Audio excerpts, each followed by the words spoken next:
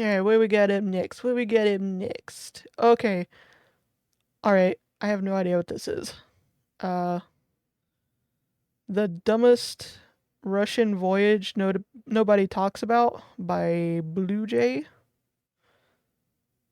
I have no idea what this is about.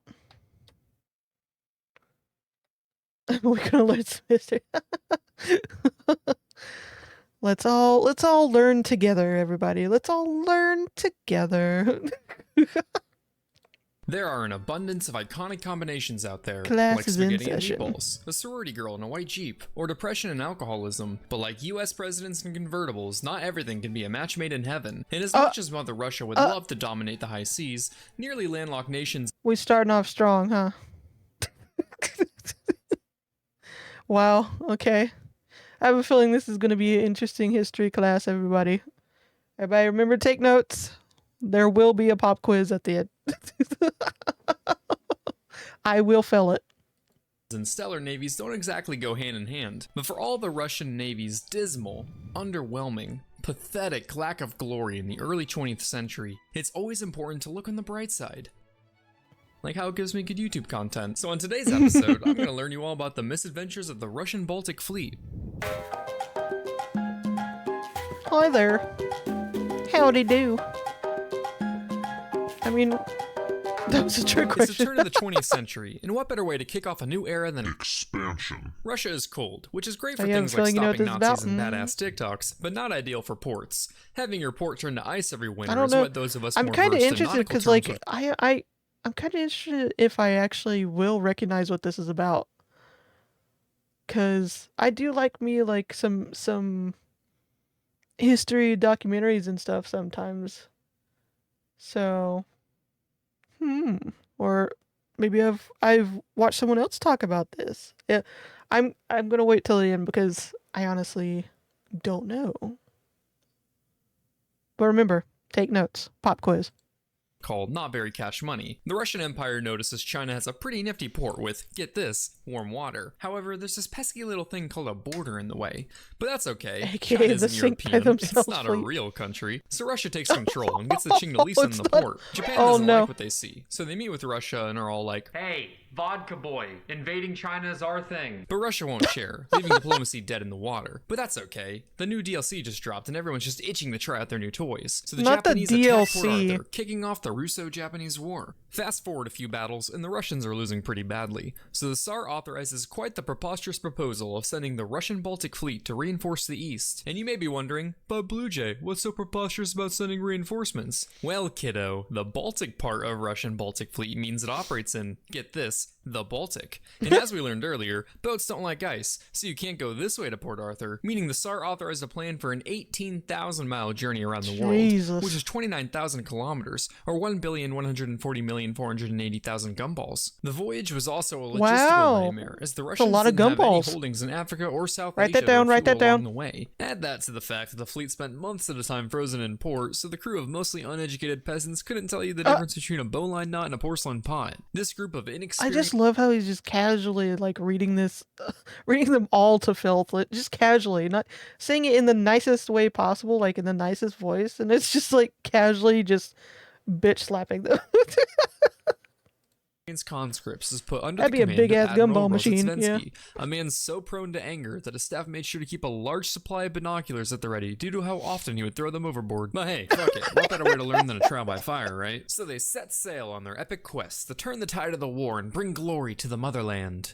And immediately the flagship runs aground and a cruiser loses its anchor. While they waited for the flagship to refloat, the destroyer forgot friendly fire was on and rammed into a battleship, prompting it to return for repairs. Don't worry, men, surely this can't be I feel like everyone right now in this in this voyage right now is just like, this is their first day on the job. Like yesterday they were some of them were shining shoes on the streets, all right? Like some of them probably maybe could write their own name. And they just showed up on these fucking battleships over here. And they're like, all right, let's go. The venerable slut? Oh my, what the fuck is happening? Foreshadowing. As the fleet pushed on, a growing hysteria spread amongst the crew. They were afraid that at any second they'd be ambushed by Japanese torpedo boats. By Denmark. This is where the war is, if you forgot. But the crewmen didn't have time to worry about things as frivolous as logic. So when two fishermen approached the fleet to deliver a message, they opened fire. The two fishermen survived the false alarm without a scratch thanks to the horrible standards of the Russian gunnery. As for their message, they informed Rear Admiral Rozhetsvensky that he'd been promoted to Vice Admiral. Iron this. Oh my god. Listen. If I was one of those fishermen, all right? Like, if I was one of those fishermen, I'd be like, excuse the fuck out of you. First of all, horrible aim. Second of all, I don't know if I want to share this message for you anymore. I don't know if I want to do that now. Like, what the fuck? This wouldn't be the only false Every alarm, shot. As later another ship signaled that she was under attack by 8 Japanese torpedo boats, only to find out that there were 0 Japanese torpedo boats. There was just nothing there. Having survived the Baltic, our heroes made their way towards Britain, where they encountered a small group of fishing trawlers at Dogger Bank. But surely by now our skittish sailors have learned their lesson. Ninjas! Chaos ensued as the Russians laid down hellfire upon the unsuspecting fishermen. The Russians are going bonkers. Some run around the deck aimlessly waving cutlasses to repel imaginary boarding parties, while others just cuddle up on the deck with life jackets, accepting their demise. Keep it up, men! These Japanese have horrendous...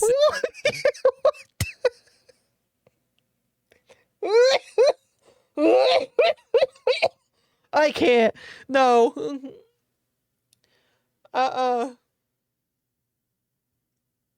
don't know if I can do this, guys. Oh my god, what the fuck? See, if they were teaching this shit in school during history class, some of us might not have fallen asleep, is all I'm saying. But at the same time, I would be like, is my fucking teacher lying to my goddamn face right now? Because what in the stupidity is going on? What? This... Because, see, I feel like this is something like the Three Stooges would come up with. You know what I'm saying? Like, what the fuck?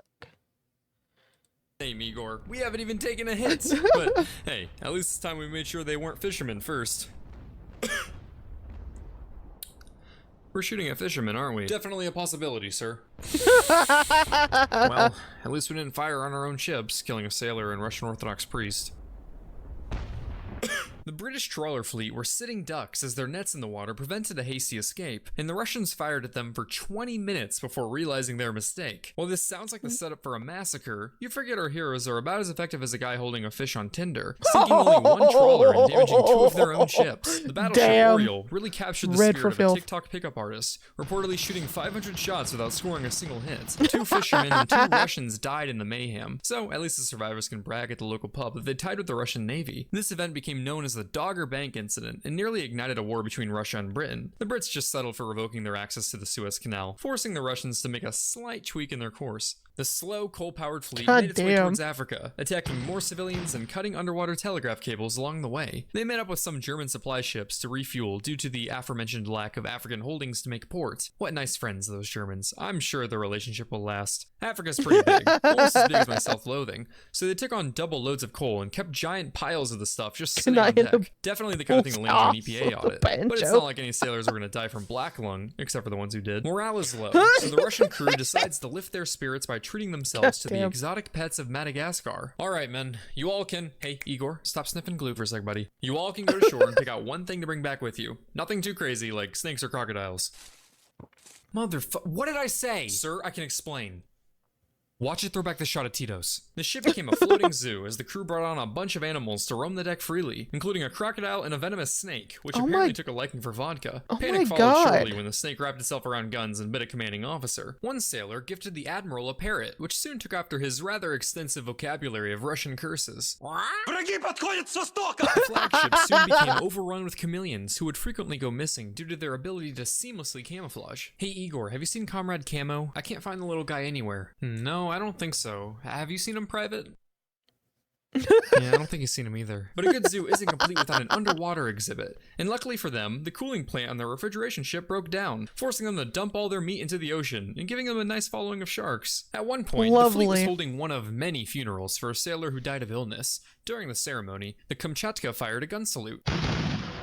Oh, Excellent work, gentlemen. Hey, say, you boys did make sure to load blanks, right? Yes, sir. Yeah.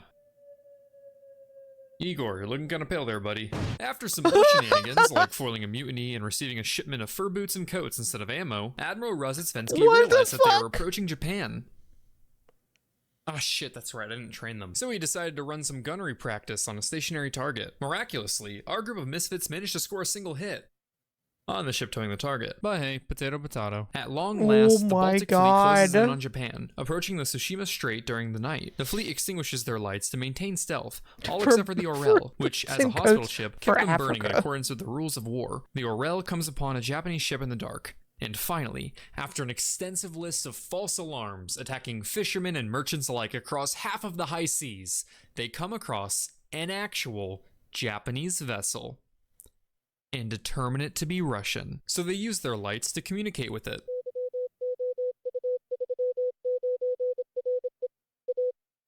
Oh my god.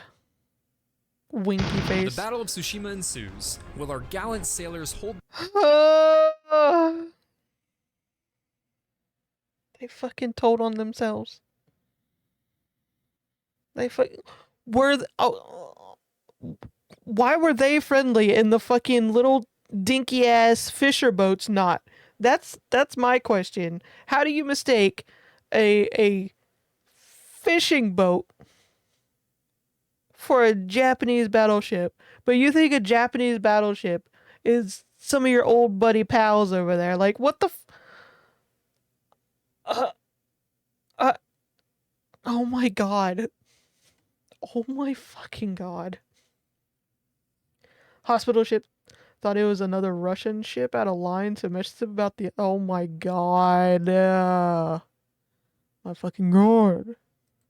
Their own against the Japan. The Baltic fleet was decimated. 4,000 Russians die, with an additional 7,300 taken prisoner, compared to roughly 100 Japanese deaths. This effectively ended the war, marking the first time in history that an Eastern power defeated a European one. Way to go, buddy. Let's add that one to the scoreboard.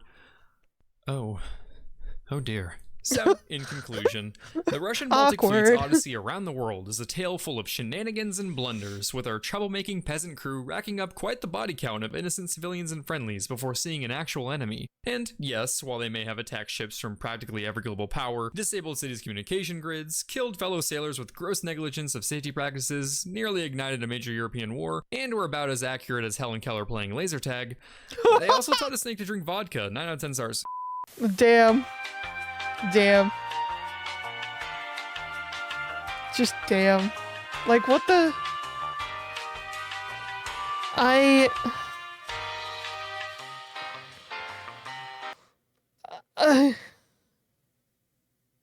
why don't... Okay. See, this is one of those historical situations where it's like, you know what? You think you're having a bad day. You think you're just shit at something. You think you're not doing something right or good enough. I want you to think about this historical moment, all right? I want you to think about this moment of history and realize, yeah, you could be worse. You're not that bad. God damn it. Oh my god. Jesus.